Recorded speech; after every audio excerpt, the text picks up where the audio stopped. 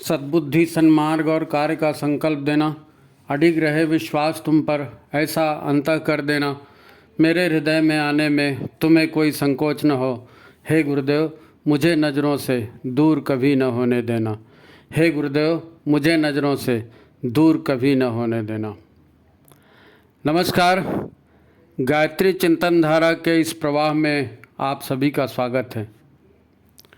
मित्रों, लोगों ने कई बार इन कुछ दिनों के भीतर ये प्रश्न उठाया कि भाई साहब, ग्रह ग्रह गायत्री यज्ञ, ग्रह ग्रह गायत्री उपासना, ये जो कार्यक्रम है इस पर भी कुछ विचार प्रकट किए जाएं।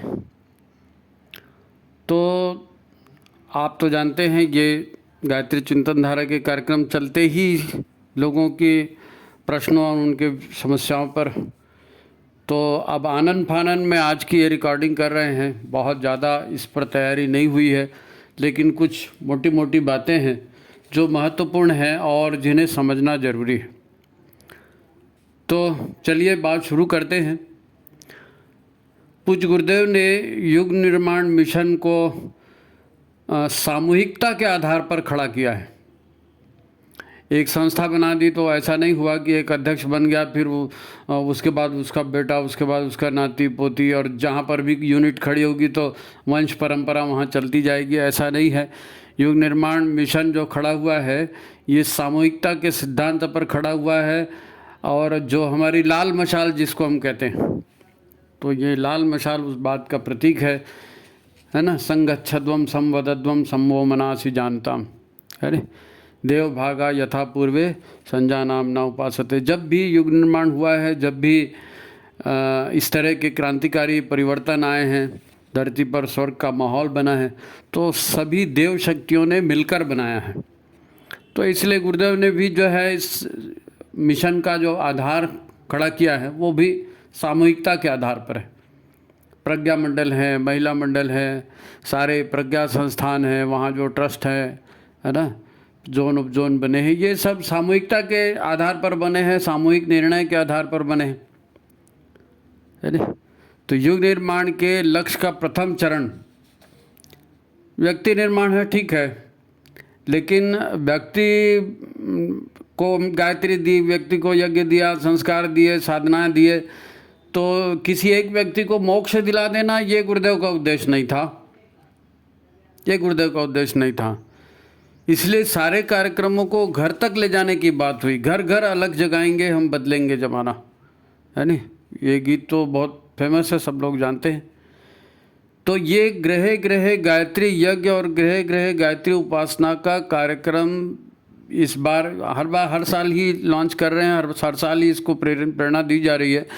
इसके पीछे कारण क्या है ना। कार्यक्रम हो रहा है, सब लोग कर रहे हैं, लेकिन यदि हमको उसका लक्ष्य समझ में आ जाए, उसका हेतु समझ में आ जाए, इसके पीछे का विज्ञान समझ में आ जाए, तो एक नया ही दरवाज़ा खुल जाएगा, एक नया ही दृश्य दिखेगा।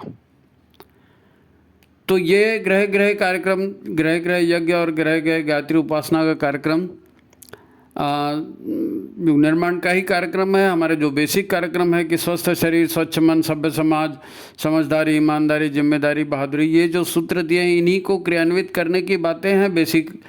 लेकिन ये जो घर में यज्ञ, सबके घर में यज्ञ की बात है, ये क्यों कही जा रही है?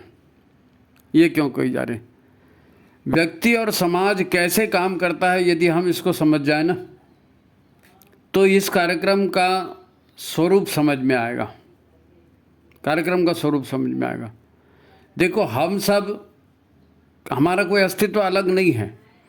हम इस ब्रह्मांड की, इस संपूर्ण पर्यावरण की एक छोटी सी इकाई है। एक छोटी सी इकाई है। यानी मैं अकेला, अब कोई अकेला पैदा होता नहीं है, कोई अकेला जीवन जी भी नहीं सकता है ना। लोग चाहिए, है ना। बहुत सारे पशु पक्षी भी कम्युनिटी बनाकर रहते हैं, समाज बनाकर रहते हैं, और उनके जिम्मेदारी में कुछ काम रहते हैं। तो हमको भी भगवान ने कुछ जिम्मेदारी में कुछ काम दिए हैं। अब हम उसको नहीं कर पा रहे हैं, हमारे हाथ से बिगाड़ हो रहा है, हमारे हाथ से बुरा हो रहा है, और हमने सब जगह क्लेश कलह पैदा कर दी है, धरती पर्यावरण सब खराब कर दिए हैं। तो ये सामूहिक रूप से परिवर्तन की जो बात है, इसके पीछे ये गायत्री और यज्ञ का विज्ञान इस ढंग से अब लाया जा रहा है कि ये घर घर पहुँचे और हर व्यक्ति इसको करे। मुख्य उद्देश्य वही है कि व्यक्ति बदले, क्योंकि व्यक्ति बदलेगा तो ही परिवार और समाज में बदलने की बात शुरू होगी, क्रांतिकारी बदलाव आएगा। तो व्यक्ति बदलता कैसे है, इस बात पर हम ध्यान देंगे। व्यक्ति बदलता है मन और संस्कार के बदलने से, विचारों के बदलने से। विचार बदलते हैं तो मन बदलता है, और विचारों बार बार उस पर कार्यक्रम किए जाते हैं तो धीरे धीरे संस्कार भी बदलते हैं और धीरे धीरे पूरा माहौल बदल जाता है। क्यों? क्योंकि जैसे हम हैं ना, हम अभी अपने आप को अकेला मानते हैं, लेकिन हम अकेले नहीं हैं। परिवार के बिना हमारा अस्तित्व नहीं है। जैसे हमारा एक मन है, तो अंग्रेजी में वो मन को कई भागों में बांटा गया, तो उसके लिए अलग अलग शब्द हैं, अंग्रेजी में भी है, हिंदी में भी है। एक है इंडिविजुअल माइंड, व्यक्ति का अकेले का मन। एक है कलेक्टिव माइंड, यानी समाज का मन।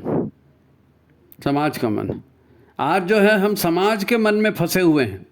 व्यक्ति पैदा होता है, उसके बाद से उसको सिखा पढ़ाना चालू कर देते हैं। देखो सब लोग ऐसा करते हैं ना, उसके बच्चे ने ऐसा किया ना, तुम भी ऐसा करो। उसका बच्चा कैसे कैसे करता है, तुम भी ऐसा करो। उसके घर में ये होता है, हम भी ऐसा करो। अम्मा उसके घर दिवाली में ऐसा किया, हमारे भी घर दिवाली में ऐसा करो।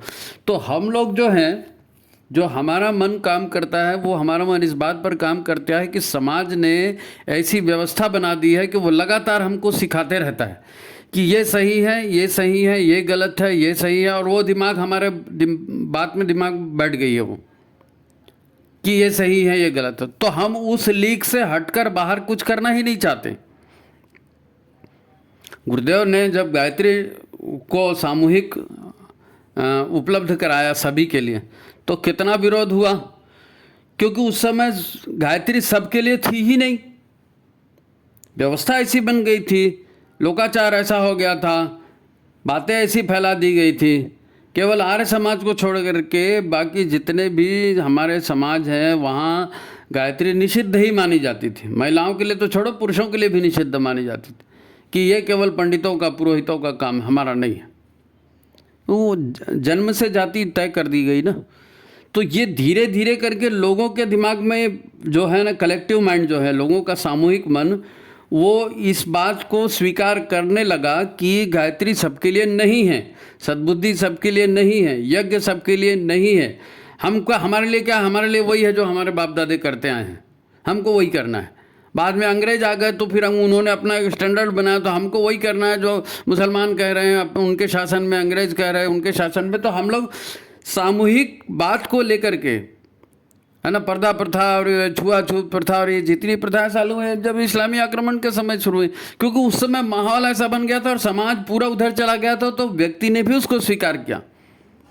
जितनी भी सामाजिक बुराइयां हैं, पहले तो वैदिक सभ्यता थी ना, देव संस्कृति थी, तो देव संस्कृति विकृत धीरे धीरे हुई है, आलस्य प्रमाद में हुई है, और लोगों ने समाज को सीधा बदलने का प्रयास किया है, सामूहिक चिंतन और सामूहिक कार्यक्रमों को बदलने का प्रयास किया है। अंग्रेज भी आए तो अंग्रेजों ने भी तो यही किया ना, उन्होंने तो पूरे पाठ्यक्रम, पूरी शिक्षा व्यवस्था सारी बदल दी, सारे स्टैंडर्ड बदल दिए कि तुम हिंदू हो, तुम भारतीय हो ना, तुम तो सपेरों की औलाद हो, तुम्हारे यहाँ तो छुआछूत है, तुम्हारे यहाँ तो जाति प्रथा है, तुम लोग तो ऊंच नीच वाले बात करते हो, तुम्हारे यहाँ नारी स्वतंत्रता नहीं है, फलाना नहीं है, सारी चीज़ें दिमाग में बैठाते, और हम भी उसको मान बैठे, क्योंकि कलेक्टिव माइंड ऐसा ही बन गया था।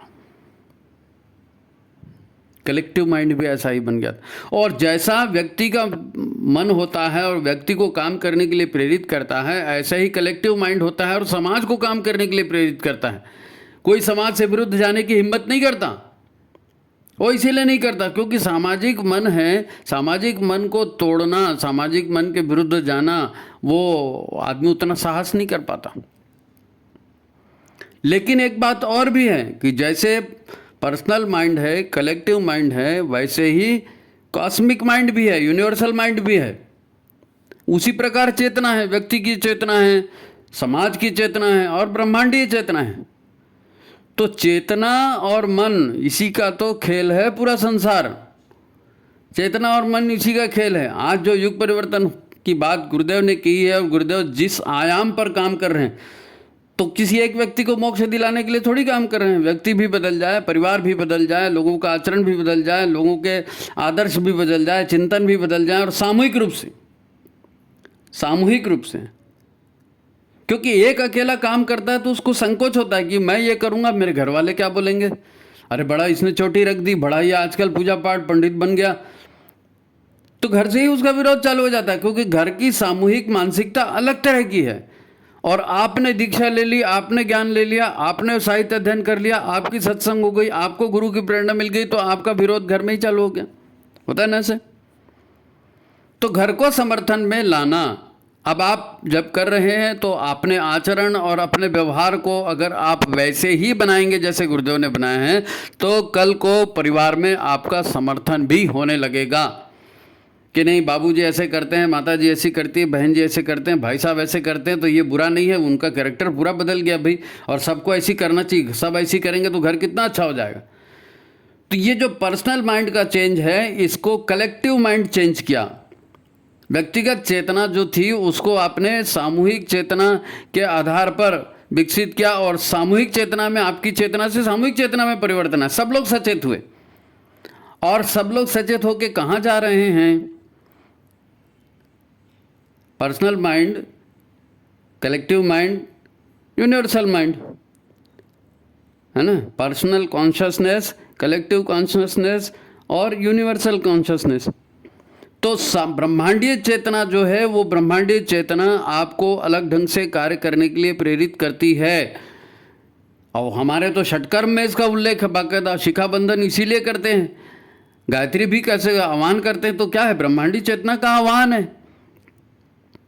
ब्रह्मांडीय चेतना अवतरित होती है तो व्यक्तिगत चेतना प्रस्फुटित होती है, व्यक्तिगत चेतना में प्रखरता आती है, फिर व्यक्ति से सब परिवार और समाज बदलता है।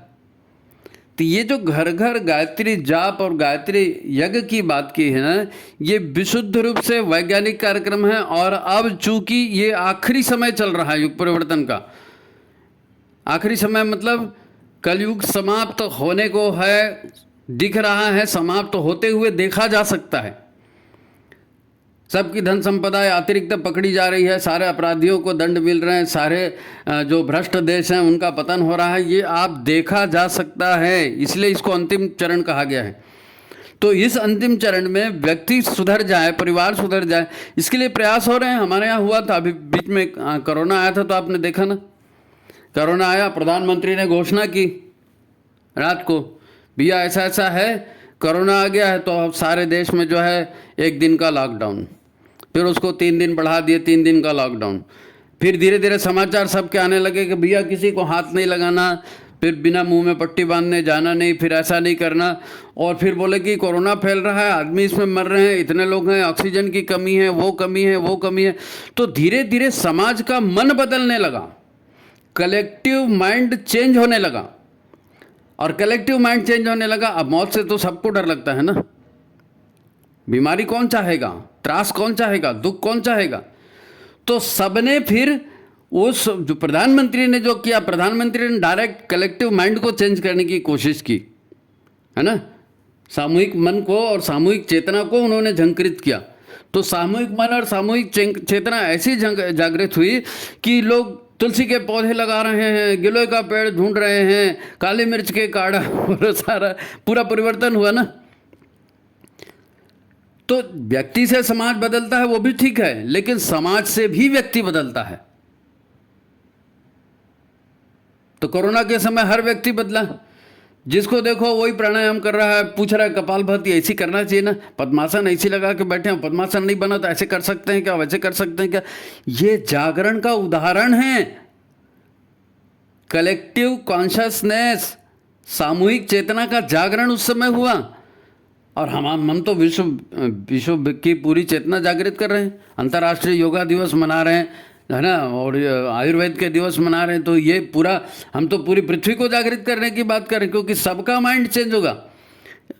आधुनिकता से सब परेशान है, चाहे आधुनिक खान पान हो, चाहे आधुनिक व्यवहार हो, चाहे आधुनिक वस्त्र हो, चाहे आधुनिक अस्त्र शस्त्र हो, चाहे आधुनिक परंपराएं हो, सब उससे त्रस्त हैं। बड़े शौक से सबने स्वीकार तो कर लिया, लेकिन अब उस माहौल में रहना कठिन हो गया है, क्योंकि व्यक्ति बड़ा है, अपना पर्सनल कैरियर, पर्सनल फ्यूचर और ये सब कर करके तो अब व्यक्ति दुखी हो गया, क्योंकि विवाह कर लिया, पत्नी आ गई, अब उसके बाद घर चलाना इतना आसान थोड़ी है।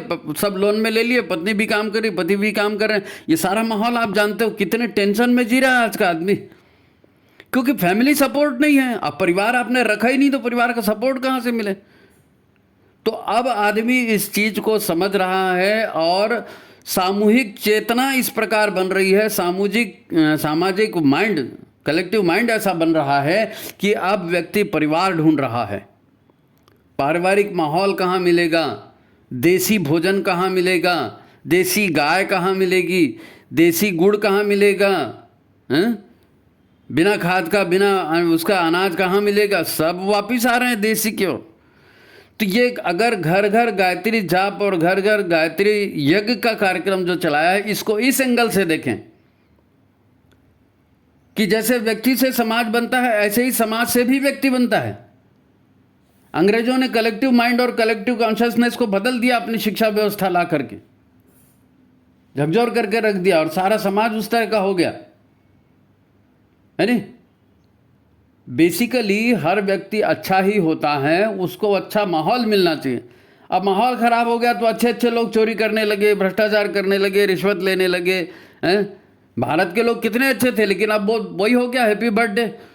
तो बिना दारू के जन्मदिन नहीं हो रहा है किसी भी फंक्शन में, यार मूड हो जाए, बिना तो पौवा के तो काम नहीं होगा, क्योंकि ये कलेक्टिव कॉन्शियसनेस उसी तरह की हो गई है। विज्ञापन और प्रचार और विदेशी जो है अनुसरण की वजह से कलेक्टिव माइंड वैसा ही हो गया है। तो इस कलेक्टिव माइंड को, इसको पूरे को चेंज करने के लिए सभी जगह एक साथ एक जैसा गायत्री जाप, एक जैसा संकल्प, एक जैसे यज्ञ का जो माहौल बनाया गया वो इसीलिए बनाया है कि सामूहिक चेतना अगर जागृत हो जाए तो जैसे कोरोना लगने पर हर कोई काढ़ा पीने लगा, हर कोई इम्यूनिटी पावर बढ़ाने लगा, ऐसे ही हर कोई गायत्री का अनुसरण करे, गायत्री की साधना करे, हर घर में यज्ञ होता चले।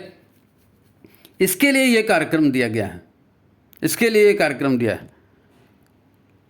तो सामूहिक रूप से अगर हम इसको करते हैं तो परिवार का भी माहौल बदलेगा, समाज का भी माहौल बदलेगा। और एक चीज़ बदली ना तो एक से दूसरी चीज़ बदलती है, दूसरी से तीसरी चीज़ बदलती है ना।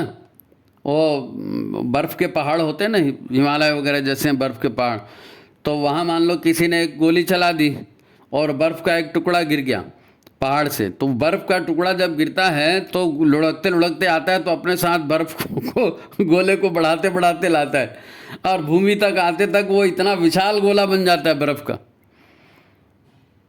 तो यही हमारे साथ है। बहुत लोगों के दिमाग में है कि नहीं भाई घर में यज्ञ होना चाहिए, नहीं भाई घर में जाप होना चाहिए, लेकिन दुर्भाग्य से अब घर ही ऐसा बन गया है कि घर में घुसे तो ड्राइंग रूम के बाद बेडरूम, किचन। तो वहाँ पर सामूहिक रूप से बैठने के लिए पालथी मार के कहीं बैठे और सामूहिक रूप से चिंतन करें, ऐसा ही नहीं। क्योंकि ड्राइंग रूम में टीवी है, ड्राइंग रूम में डाइनिंग टेबल है, अब 2 BHK का मकान है तो कितना लाएंगे, 1 BHK का मकान है तो जगह कहाँ है।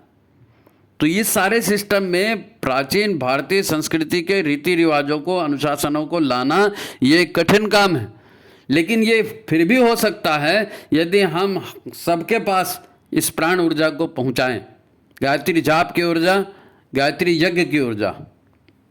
ये जाप और ऊर्जा अगर लोगों के बीच में पहुंचेगी तो सामूहिक परिवर्तन का एक दौर शुरू होगा। और एक मोहल्ले में, एक घर में हुआ, एक मोहल्ले में हुआ, एक शहर में हुआ, ये धीरे धीरे बढ़ता चला जाएगा, ये धीरे धीरे बढ़ता चला जाएगा। और हो रहा है। आप अगर सोशल मीडिया में आप देखिए, फेसबुक वगैरह में, वो अफ्रीका के लोग हैं, वो काले काले दिखते हैं, पूरे मोटे से दिखते हैं। खैर भगवान ने उनको शरीर वैसे दिया है, लेकिन वो लोग मंत्रोच्चार कर रहे हैं और वो लोग यज्ञ कर रहे हैं। रशियन लोग कर रहे हैं, वो हरे रामा हरे कृष्णा के नाम से तो कितना बड़ा आंदोलन चल रहा था। धीरे धीरे दुनिया में माहौल बदल रहा है। रशियन महिलाएं, अफ्रीकी महिलाएं, वो न जाने क्या वो छोटे छोटे कपड़े पहना करती थी, कैसे ओंडी फोंडी दिखती थी। आजकल वो लोग साड़ी पहन रहे हैं, सड़कों पर आके हरे राम हरे कृष्णा नृत्य कर रहे हैं। सारा माहौल बदल रहा है, सारा माहौल बदल रहा है। अब जब भारत ने ग्लोबल साउथ की कल्पना रखी कि भाई जो है दक्षिण ग्लोबल जो है पूरा, जिसमें अफ्रीका और दक्षिण अमेरिका और ये पिछड़े हुए देश आते हैं, इनको एक साथ लाना है, तो सारे एक साथ आ गए। क्यों? क्योंकि भारत ने एक इनिशिएटिव लिया था, सबको कोरोना की वैक्सीन पहुंचाई थी, सबको अनाज पहुंचाया था, और हम किसी को लूटने के उद्देश्य से नहीं जा रहे हैं, उनकी सहायता करने जाते हैं। कितने कितने मिलियन, कितने कितने बिलियन हम सहायता में देते हैं, तो लोग हमारे पास आ रहे हैं। तो गायत्री जा रही है और गायत्री से सद्बुद्धि आ रही है और उनको उसके रिजल्ट दिख रहे हैं। हर महिला साड़ी पहनने से कितनी सुंदर दिखती है, यज्ञ करने से कितना सुंदर दिखता है, लोग डांस करते हैं। अभी क्लब में जाएंगे डांस करेंगे तो दारू का खर्चा और कॉकटेल का खर्चा है, हमारे यहाँ तो वो नहीं है ना। आप यज्ञ करेंगे, प्रसाद देंगे और सब लोग मिलके गीत भजन गाएंगे, कितना अच्छा माहौल बनेगा। तो घर घर यज्ञ और घर घर गायत्री का पर्सनल लाभ तो होगा। हम ये नहीं कह रहे हैं कि व्यक्तिगत जो मोक्ष प्राप्ति की अगर किसी की बात है तो वो पूरी नहीं होगी, नहीं, वो भी पूरी होगी। व्यक्तिगत स्वास्थ्य भी अच्छा मिलेगा, चिंतन भी अच्छा होगा, है ना, फिजूल खर्ची भी कम होगी, ये सारे लाभ उसके साथ होंगे। अब इसको हर साल और घर घर इसको चलाने का अभियान चलाया गया है, एक निश्चित समय दिया गया है, तो इसको पूरी गंभीरता से लेना है। एक आखिरी बात मैं आपसे और कहता हूँ कि हम आज प्रचलित ढर्रे में जी रहे हैं, फुल पैंट पहनते हैं, गाड़ियों पे जाते हैं, पार्टियां करते हैं और जो सारा ये सब चलते हैं। लेकिन एक बार अगर आप यज्ञ में बैठ गए पति पत्नी कहीं पर, है ना, और उन्होंने कह दिया नहीं भाई धोती पहन के बैठना पड़ेगा और धोती है नहीं, हमारे से ले लो, फिर आपको किसी ने धोती पहना दिया और आप पति पत्नी धोती के साथ बैठ गए, और जब आपको तिलक लगाया गया और अक्षत लगाई गई और आपने हवन किया, फोटो खींचा गया, बाद में आपने उस फोटो को जाके घर जाके देखा, व्हाट्सएप में लोगों को शेयर किया, आपको खुद को लगेगा कि अरे मेरे हाथ से कितना अच्छा हो गया, मैं भी कितना अच्छा हूँ, मैं भी कितना अच्छा दिखता हूँ। हाँ, भारतीय संस्कृति का, हम भी भारतीय संस्कृति के समर्थक हैं, हम भी हिंदू समाज के समर्थक हैं। ये हमारे अंदर से वो अपने आप आवाज आनी चालू होती है। तो उस भीड़ में घुसे तो सही, उस ग्रुप में घुसे तो सही, जो कलेक्टिव माइंड है, जो कलेक्टिव कॉन्शियसनेस है, इसको हम बढ़ाएंगे तो व्यक्ति आराम से बदलेगा। ब्रह्मांड यही चाहता है ना। यज्ञ के प्रवाह जो है आपको वो पढ़ेंगे ही पढ़ेंगे, सब अच्छी बातें तो आएंगी ही आएंगी लोगों के दिमाग में, है ना। तो कभी कभी ऐसा व्यक्ति करेगा तो ये भी एक बदलाव की शुरुआत है। तो ये कार्यक्रम बहुत अच्छा है, और आप जहाँ पर भी हैं, जैसे भी हैं, आप संविधाएं जुटाइए, थोड़ा सा घी जुटाइए, है ना, और थोड़ा सा जो है लोगों को इकट्ठा करिए और सामूहिक रूप से यज्ञ करिए। जितने मंत्र आते हैं आते हैं, नहीं आते तो सिंपली एक कलश रखिए, गायत्री मंत्र से हर काम करिए। आप गायत्री मंत्र से पवित्रीकरण करिए, गायत्री मंत्र से कलश आह्वान करिए, गायत्री मंत्र से यज्ञ का अग्नि आह्वान करिए, गायत्री मंत्र, केवल गायत्री मंत्र से आप कर डालिए, लेकिन करिए उसी समय जब करने के लिए कहा गया करिए। आपके अंदर में शांति महसूस होगी, आपके अंदर में बदलाव महसूस होगा, और आप ईश्वर से जुड़ेंगे, आप महाकाल से जुड़ेंगे, आप गुरुदेव से जुड़ेंगे, और देखते ही देखते बहुत बड़ा परिवर्तन होने वाला है। ठीक है, संक्षेप तो इतना ही है, इसको गंभीरता से सुने। ये सामूहिक परिवर्तन की बात है ना। ब्रह्मांड का हम पूरी व्यवस्था बदलने गुरुदेव जा रहे हैं, तो उनका सहयोग इसमें माध्यम से करना है। तो आज की बात यही समाप्त करते हैं। सभी को नमस्कार, प्रणाम। यदि आपको अच्छा लगता है तो ज़्यादा से ज़्यादा लोगों तक पहुँचाइए और इस कार्यक्रम को सफल बनाइए। ये कार्यक्रम सफल होना चाहिए, है ना। ठीक है, नमस्कार।